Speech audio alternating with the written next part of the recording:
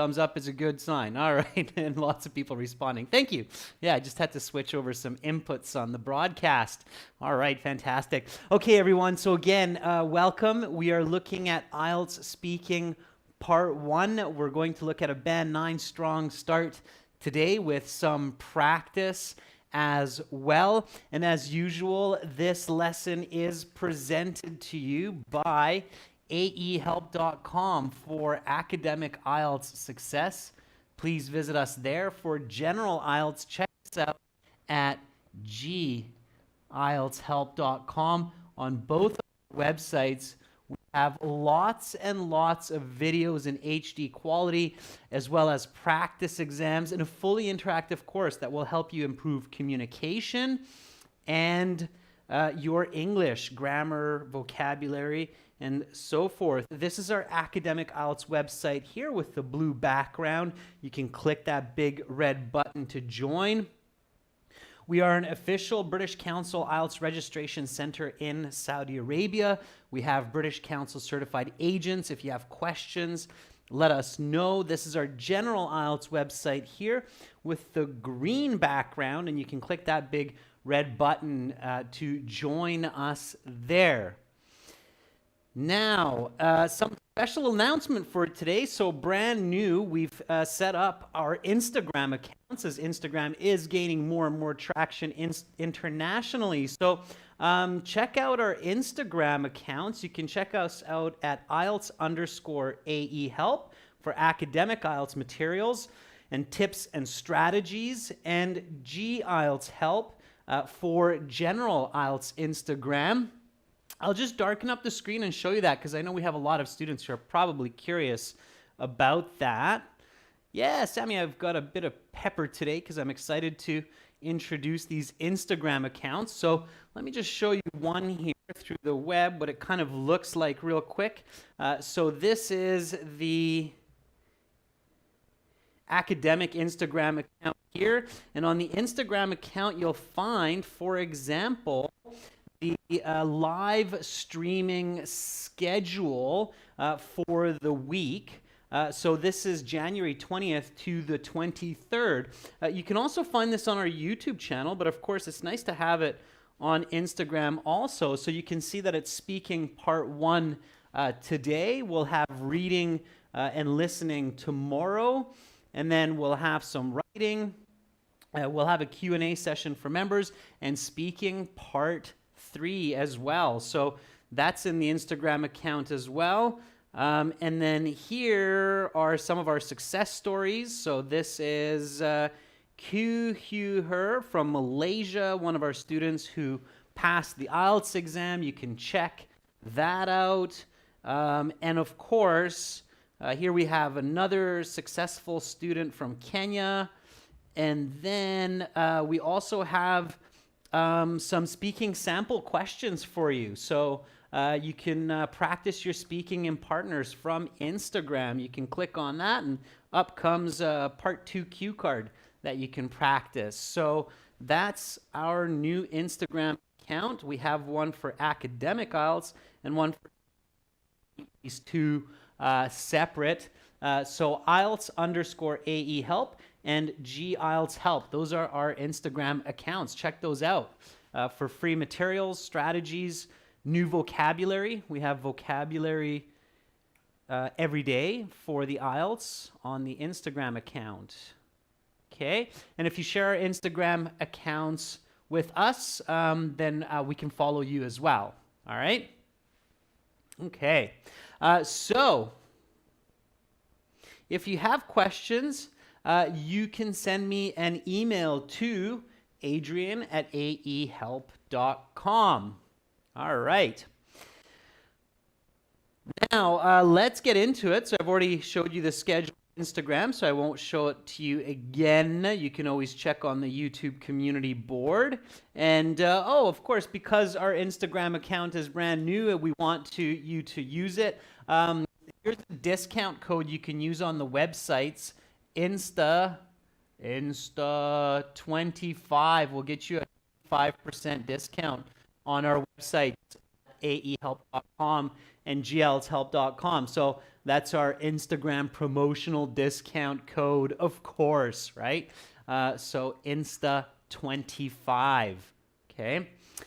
All right, so we've got lots of questions coming for speaking, which is great. I see Legend is asking, how long should an answer be given in part 1 for the speaking? I'll get into that, Legend, okay? So I'll explain some of these tips, okay? All right, let me just check the audio. Some of you are saying that you're getting a bit of disturbance. Let me just check that. Just give me 2 seconds.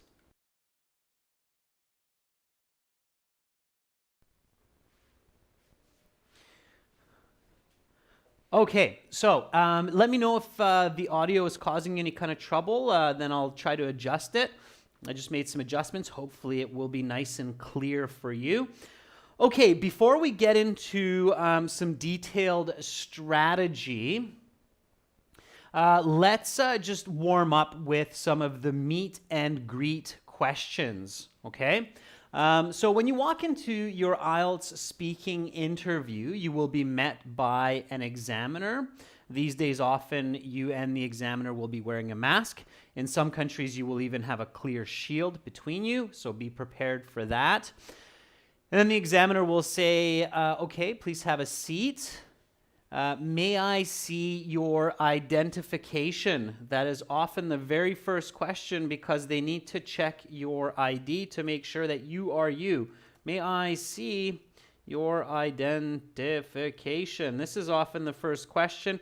Give me a nice full sentence answer for this one here. Okay. All right. Again, this is speaking, everyone, so make sure to speak and repeat. Speak, repeat. Okay, repeat my sentences, my intonation, my enunciation, pronunciation. Okay. Oh, it says, my pleasure. This is my passport I used to register for the IELTS exam.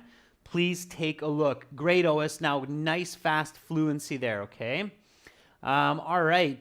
Jaman says, yes, here is my identification. It's okay, Jaman. Make sure to show fluency throughout the exam. Mohammed Azat says, yes, certainly, here's my passport that I used to register for the exam.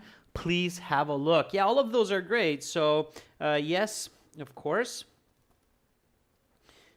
Here is my passport that I used to register for the exam. I believe you will find my picture and personal details on the 3rd page. I'm always trying to give you something new because there's 1,000,001 different ways to respond to a question or a request. And I want to always remind you that even though we cover this question 100 times throughout the months, there's always a novel way, and I encourage you to try and be original every single time and practice your fluency. So here's a kind of different answer that I've never given in the past. Repeat after me. May I see your identification? Yes, of course. Here's my passport that I used to register for the exam. I believe you'll find my picture and personal details on the 3rd page. Okay, thank you. And that could be useful. Sometimes passports are kind of funny. It's hard to find the page with the picture and information. Okay. Now, again, when you're giving a lengthy answer like this, make sure that you're fluent. As long as you're fluent, the examiner will not interrupt you. Okay. And it's obviously, again, natural here. Okay. Now, passport, or while you're showing or holding up your passport, they will ask you for your name. What is your full name? So give me your full name. What is your full name? Okay. And with your full name, always include what they should call you. Okay. Because the next question is always, and what should I call you? Okay. They want to be polite and they want to make this as easy as possible. So you might as well answer that right away. Okay. Janil says, my surname is Gabani and my first name is Janil. Please just call me Jay for short. That works. Mohammed Azat says, My given name is Mohammed and my surname is Omran. Please call me Mo for short. Okay, Pooja Sharma says, my full name is Pooja Sharma, and you can call me Sharma. Say that with a very soft voice, Pooja, so that it's polite. And you can call me Sharma. All right? Okay, Sundar Singh says, my given name is Sundar Singh as per my registration. However, please just call me Sun. Is that your given name, Sundar, or your full name? Because your given name is what your parents give you, and I'm guessing Singh is your family name that you have inherited down your family tree. Okay. Anna Lumachinska says, my full name is Hannah Lumachinska. Please just call me Anna for short. Interesting. Anna for Hannah. Okay. All right, Anna, that works.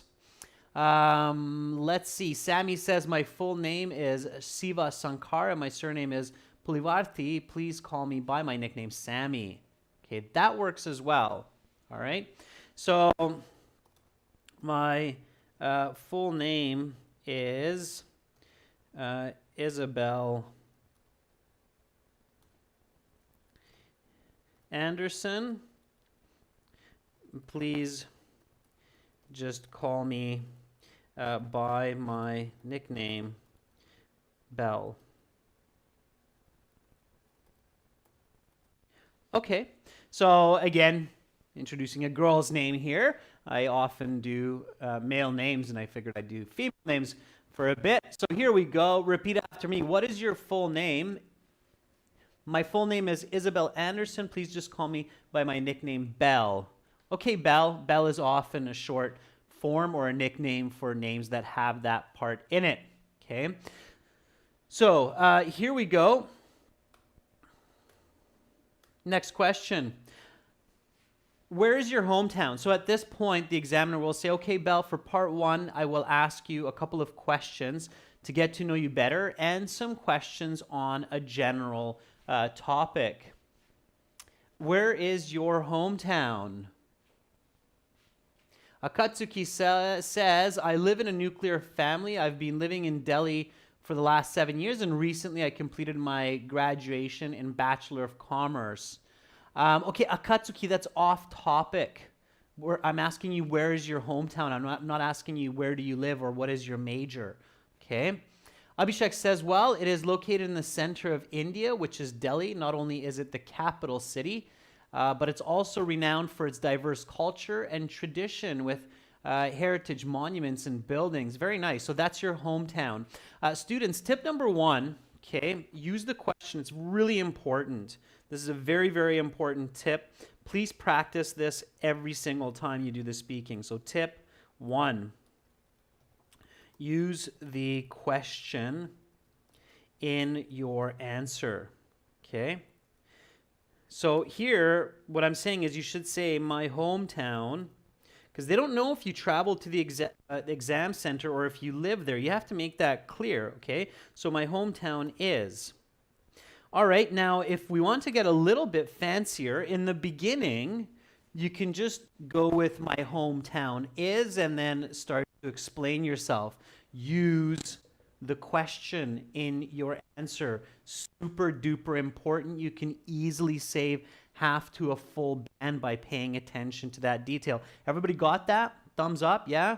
Use the question in your answer. We often don't do that in everyday conversation, but in professional conversations, we definitely do that. We reflect elements of the question in our answer, okay? Now, if we want to be a bit fancier, going for those higher band scores, then we paraphrase the element, the key element of the question. Okay, I see a couple of thumbs up by Mohammed Ramandeep, very good. Rashika, nice. So what we can do, once we feel comfortable enough to do this and we're confident we can do this well, is to paraphrase a little bit. So what is hometown? Think about a way to paraphrase here. Think about a definition. Okay, and of course this is happening very quickly in the real exam because you're trained for it, right? Okay, so what is your hometown? What's the definition of hometown? Native place is a little bit awkward. What do you think is the natural way to define the term hometown in conversation? Keep it simple. Don't overcomplicate. Okay, what is your hometown? What would be, yeah, Tamar says it's my city of birth, right? Yeah, Amira, very good. So Amira also says the place where I grew up, okay? So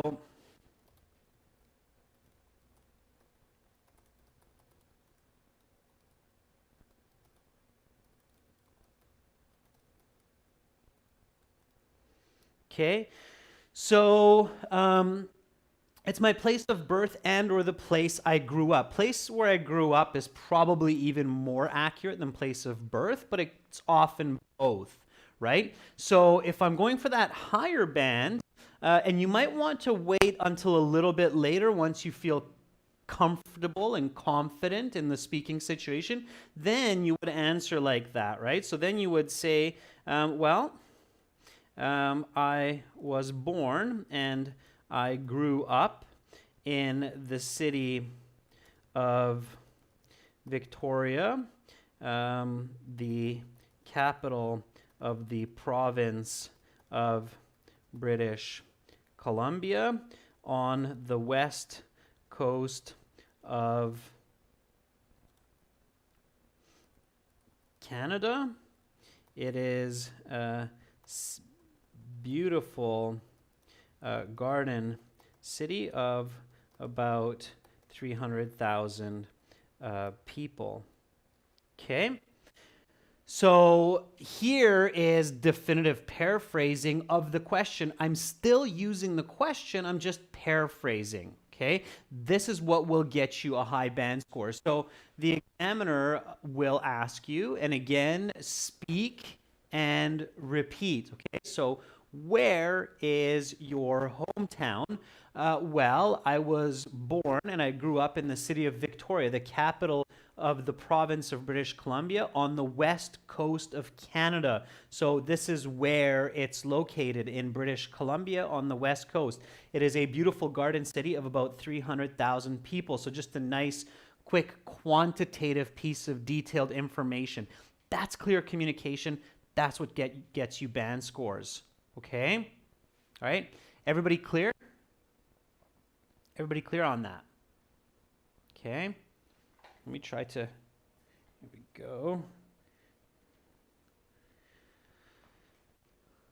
right, so do you see how I used the question in my answer? All I did was I simply just paraphrased elements of the question.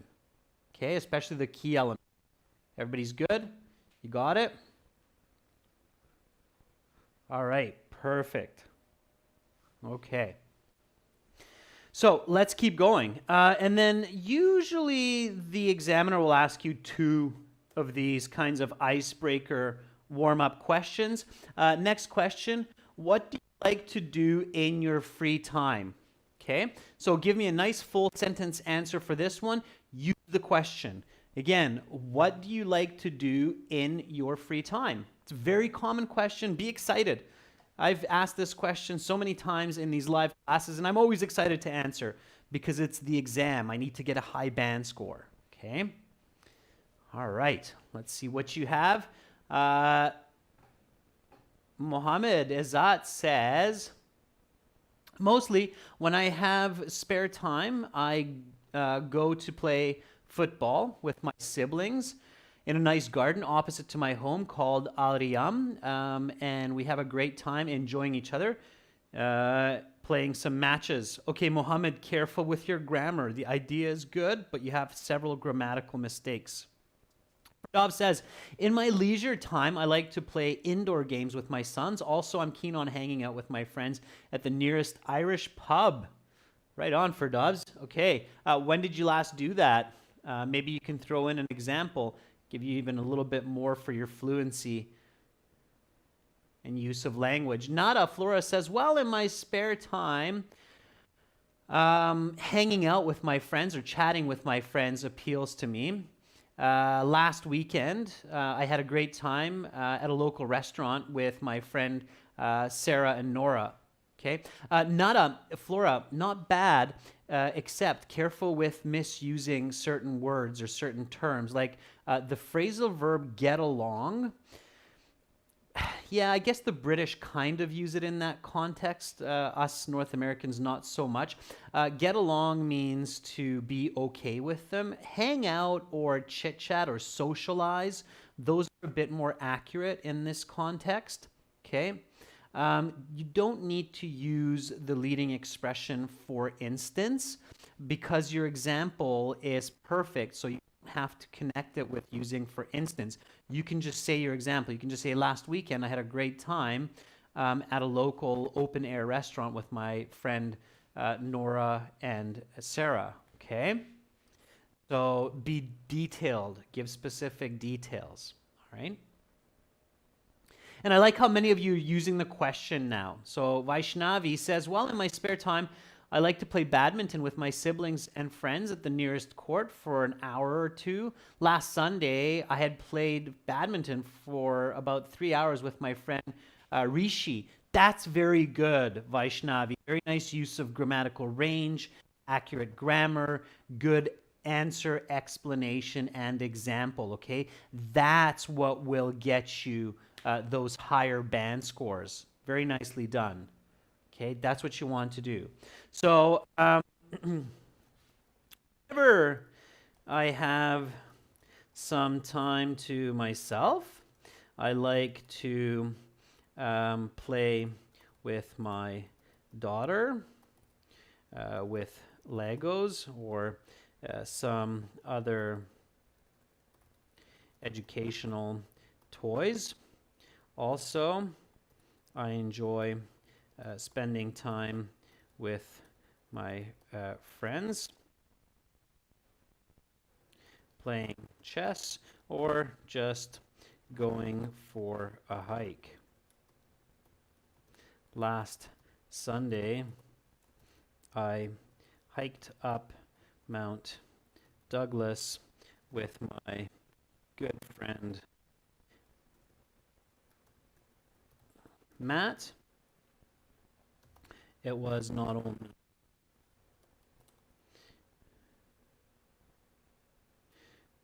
mentally relaxing, but also a good physical workout. Okay, so here is my answer. And again, many of you really good job on using the question this time, doing a little bit of paraphrasing, okay? So repeat after me.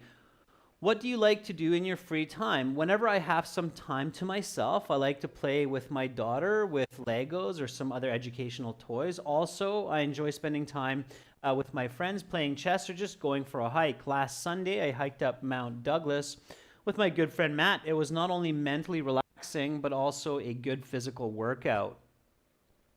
All right, and then at this point, the examiner might say, okay, Belle, let's talk about junk food. Now, as soon as you hear the examiner introduce a topic in your speaking exam, you should do a quick vocabulary reference in your mind.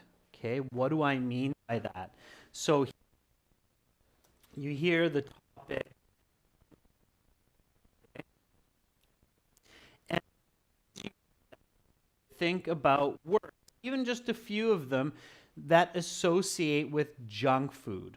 Okay, so when you hear the words junk food, and this is a tip, okay, so think about some common words that are associated with junk food. And at home, of course, you should write these down. You should do some research, build up your lexical resource and your fluency by doing this. Okay? Right. So, what do you think about when you hear these words, junk food? Okay? On fast food, obesity.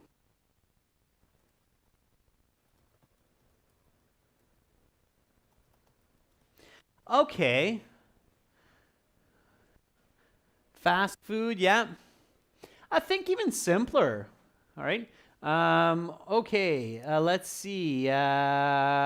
Salty, sugary, good. Now we got it. Sundar Singh says burger, pizza. There we go. I was wondering when somebody would say those words. So burger, pizza, hot dog, chocolate, candy, chips.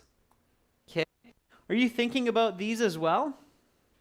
Everybody thinking about the examples of junk food, so the common kinds of junk food that we eat, because once you think about those, then you'll think about many of the other related terms like salty, full of sugar. Okay.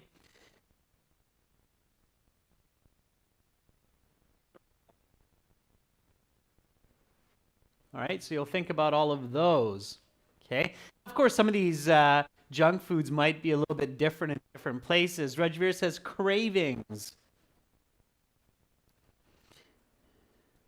binge eating. Binge eating is where you can't stop. You just keep eating it, eating it. Tasty. I mean, come on, let's be honest with each other. Junk food, tasty. Okay. So as soon as you hear the examiner say, okay, let's talk about junk food, then all of these kinds of words should be rolling around in your head very, very quickly, and you should be associating because they'll become very, very useful. Okay. Mouth watering. Nice. So let's get into it. Now the examiner says, how often do you eat junk food? Okay. So give me a full sentence answer for this one. How often do you eat junk food? Okay. Give me a full sentence answer. Give me a good fluent answer. All right. Here we go. So Lachika says, I like to indulge in junk food once a month.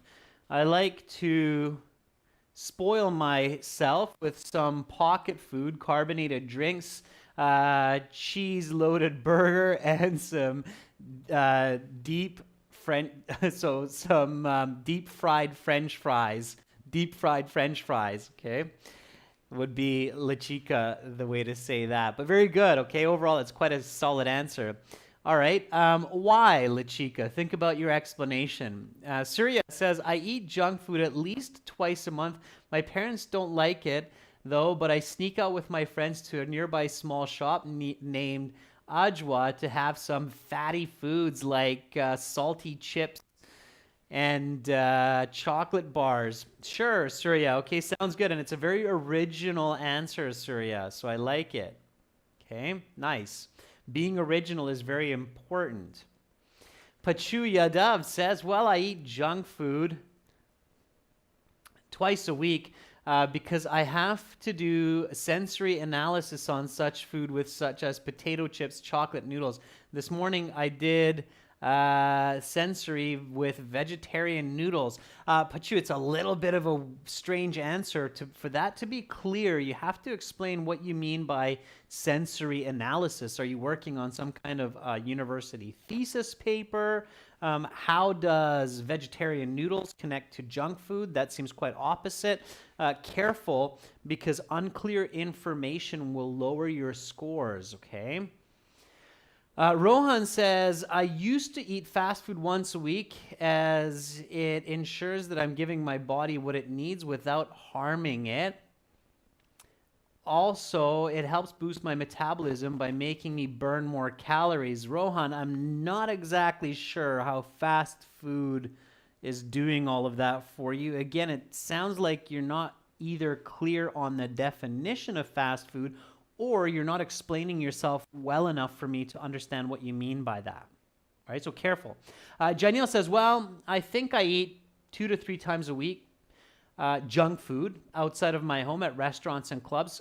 Because I'm a manager, I sometimes attend meetings at restaurants and holidays, and I enjoy fast food with my colleagues, like hot dogs and hamburgers. Good, Janelle. Don't forget the subject word, junk food. Okay? All right? So be very careful. Use the question. Don't forget to do that. All right? Okay. Furkan Olgun says, I rarely eat junk food because it's greasy and spicy, and these foods are harmful for my health. All right, good. Good qualitative language. Let's throw in some quantitative language as well. So you hear this how often? Okay, this is specific to this. Tip here. I've said this before in the past, and I'm going to say it again just to make sure that you clearly remember this, okay? So when you hear this how often, first you should be thinking always, often, usually, sometimes, never, okay? So this should be first, okay? Then second, you should be thinking 3 times a week, every day,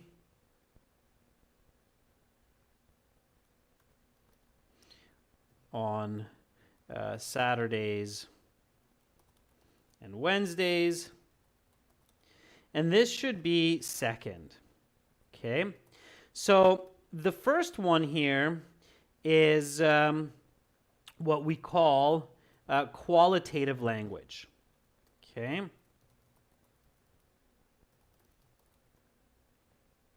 The second one is what we call quantitative language. Okay. Quantitative language are numbers, or they can be measured in some way. Okay. Qualitative language is subjective. It's an opinion.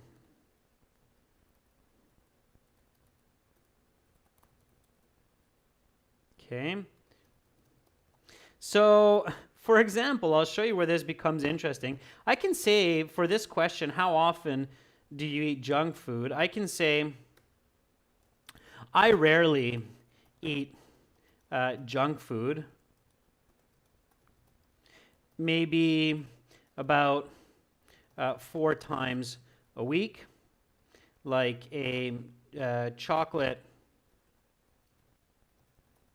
bar on Monday, a burger on Tuesday, French fries on Saturday, and 2 liters of strawberry ice cream on Sunday while I watch a movie. Okay?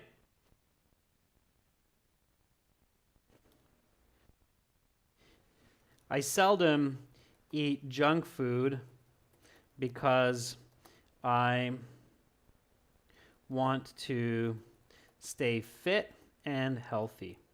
All right. So here's my answer, and this is where communication becomes interesting, okay? So here we go. Repeat after me. How often do you eat junk food? The answer, I rarely eat junk food, maybe about 4 times a week, like a chocolate bar on Monday, a burger on Tuesday, French fries on Saturday, and 2 liters of strawberry ice cream on Sunday while I watch a movie. I seldom eat junk food because I want to stay fit and healthy. Now, some of you are going, really? That's rarely? Or that's seldom? And hey, in my world, it's seldom. Some people eat junk food all day, every day. Some people start breakfast with a pizza, a 2 liter of Coca-Cola, and then for dinner, they eat 5 chocolate bars and a bucket of ice cream. In my world, that could be the definition of often. Okay, so eating it only 4 times a week is, all right, in some cultures, that's how it is, okay? So whenever you hear this kind of question, how often, remember that your definition of often is not necessarily the same as another person's definition, okay? Everybody feels what I mean by that? So in good communication, your goal is always to clarify to your listener your own definitions. And one of the most powerful ways to do that is through the use of quantitative language, meaning that you're using concepts which can be measured. Okay? Everybody got that? Everybody's good? So quantitative language is very powerful in communication. Okay? All right. So practice that. Whenever you give your answer, give a quantitative explanation. Okay? All right. So PHT Otaku is asking if the sentence, totally, eat junk food twice a week, but my parents don't like it so much. Day to day, I can realize myself that I only eat twice a month, not so often like in the past. Otaku, it's not a bad idea. It's got some grammatical mistakes in it, but you're on the right path, okay? So just correct your grammar and you're okay. All right. Okay, so it looks like everybody's kind of picked it up. Yeah, Manpreet, seldom means rarely. Yeah, that's right. Nada flora. Seldom and rarely are synonyms, okay? All right. And again, just remember that it's my definition of seldom and rarely, okay? All right. Here we go. Next question. I will be looking forward to your answers here. What is your favorite dessert or snack? So what is your favorite dessert or snack? That could really easily be one of your part one questions. All right. Stuti says, my all-time favorite dessert is Rashmalai. It is a milk chisel dish, and there are saffron flowers. It's mouth-watering. Yesterday I ate this the whole day, and also I ate a whole plate of this, and also took some from my mom as well. Okay, Stuti, not bad. Careful with the end of the response. It's a little bit awkward. Rephrase it. Okay. Nada says New York cheesecake. Okay, Nada, put that into a nice fluent sentence. Okay. The idea is good. Now make it fluent. Answer, explain, example. Erkin Salyev says, the dessert I like the most is tiramisu, which is made of mascarpone cheese and a sugar mixture with some cocoa powder. The last time I had it was a few weeks ago at a New Year's Eve party. It was fantastic. You like the soft texture with the subtle yet sweet flavors of tiramisu. Okay. Studyland says, my favorite dessert is my mom's cake called Golden Key. It's delicious, made of sour cream, cheese creams, bananas, and tasty ice cream. First time she made it was when I was 3 years old, and I've loved it ever since. Studyland, put that into the end so that you produce a present perfect sentence and finish the idea. I've loved it ever since that time, right? First time she made it was when I was 3 years old. I've loved it since then. Okay? All right. Janelle says, well, my favorite fast food is spaghetti. It's one of the most famous Italian made of noodles, veggies, and some rich tomato sauce, often with meat and cheese. Whenever I see it, it makes my mouth water, and I eat it at least once a month. Okay, Janelle, I added some information there to make it a little bit more natural and a little bit better, so check back on that. All right. Mahmoud Maksudov says, well, I cannot choose one particular snack that I like more than any other, but I definitely like to mention chocolate cake as a top contender and some flavors of ice cream, which I'll eat while watching a movie or a series. Okay, Mahmoud, it's dangerous territory. It's better just to create a white lie if you don't really have a favorite type of snack or dessert. Then it's better just to choose one and pretend it is. So choose one that you really like. If it's chocolate cake, then choose that one and talk about it. My favorite snack or favorite junk food is chocolate cake. It just has such an amazingly rich and sweet flavor. It makes my mouth water, and I could eat it all day long if my body could take it, but it can't. So unfortunately, I choose to eat it only about once every couple months. Last time I had it was at my cousin's birthday. Okay, so focus on one and go with it. All right, go with it. All right. So my all-time favorite dessert are mochi balls, which is a Japanese sweet. It is a kind of gooey rice ball filled with flavored ice cream like mango or strawberry ice cream,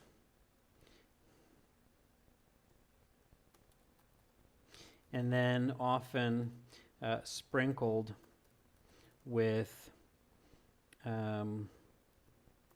cocoa.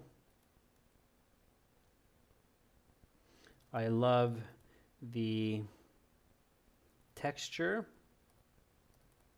and taste of this dessert. I've been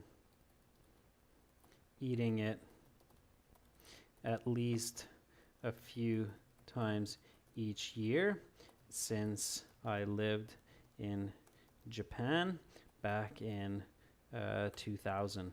Okay, so here we go. Repeat after me. What is your favorite dessert or snack? My all-time favorite dessert are mochi balls, which is a Japanese sweet. It is a kind of gooey rice ball filled with flavored ice cream like mango or strawberry ice cream, and then sprinkled with cocoa. I love the texture and taste of this dessert. I've been eating it at least a few times each year since I lived in Japan back in 2000. Okay. Answer, explanation, and some complex grammar in there as well. Now, as many of you know, I love cheesecake also. So here I'm just picking one of my favorite desserts. I definitely say that my two favorites are cheesecake and mochi balls. All right. If you've never had a mochi ball and you have the chance, try it out. If made right, it's absolutely to die for. Okay. Here we go. Next question. Here you can use some of those words that we collected at the beginning of part one that we were thinking about. So why is junk food bad for health? I'd love to see some really nice answers and explanations for this using your range of grammar and vocabulary. Okay. Mr. Asad Beck, you can contact me and my team through our website and also the email that I showed you at the beginning of the class. So check that out. Okay. All right. Sammy says, junk food is not good for health because it's prepared with too much oil and or salt and sugar.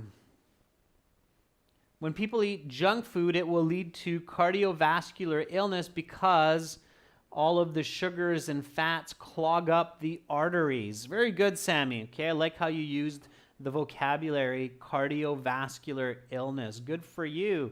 Juan Pablo, good to see you in the class. Pablo says it's bad because of all the fat that it contains. Also, at times, it has preservatives which affect the body in a negative way. I had to stop ordering pizza because it made me sick. So now I make it at home because of all the preservatives in the dough, Pablo, right? Yeah, I can see that. Okay. Jas, Luck says, well, there are several reasons behind this issue, like the packaging of these foods. They have a lot of fatty oils that create cholesterol in our body and make people unhealthy. And what kinds of illnesses does it lead to? Ferdov says, because not only lots of answers. Because they not only are catalysts for many diseases like obesity and cardiovascular issues, but also unhealthy because of squeezing nutritious meals, and people lose their traditional healthy diets. Okay, for Dobbs, I see where you're going with that, with the second half, although it's a bit awkward, right? So you have to be careful for Dobbs. Only speak the truth if you can explain it clearly. Otherwise, just stick to the common ideas, explain, example, and keep going, okay? If you start going down the rabbit hole of people replace nutritious diets with junk food rather than eating vegetables and fruits, they eat chocolate bars and sugars. Explain that clearly, okay? So careful, but of course I encourage you to try in these live classes because that's how you learn. In the real exam, use what you know, okay? Don't experiment. Very important tip, okay? So here is next tip coming from our response. Experiment with your vocabulary and language while practicing and preparing for IELTS. Do not use words or idioms or try to express complex ideas in the official IELTS unless you are 1000% sure that you can do this accurately. Okay? It's a very common mistake when students are sitting the IELTS exam is that they're forcing vocabulary, they're forcing idioms or ideas that they're not able to clearly express. And I'm thinking in my head, wow, if you just avoided that situation, I would have given you a higher band scores because it seemed that you were doing a really good job. But now when you got into that deep concept, then the person made many, or the candidate made many mistakes, and that drops the score, okay? So beforehand, practice, improve. During the exam, don't try new ideas or don't try new words. That's not the right time to do it. Everybody's good. Everybody's got that point. I see that as a very common mistake by students, okay? Where they are trying new vocabulary or new idioms, or they're forcing these idioms or words and ideas into a situation, and it becomes really awkward and confusing. Okay, careful not to do that. All right, Mohammed says, fine. Surya says, okay. All right, good. So some of you are picking it up. Good. Okay. All right. So why is junk food bad for health? Well,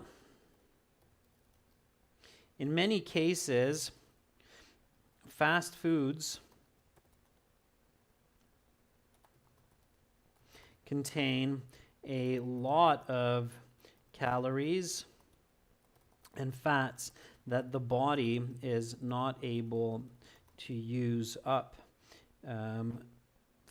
throughout the day, and all of the extra fats and sugars and salts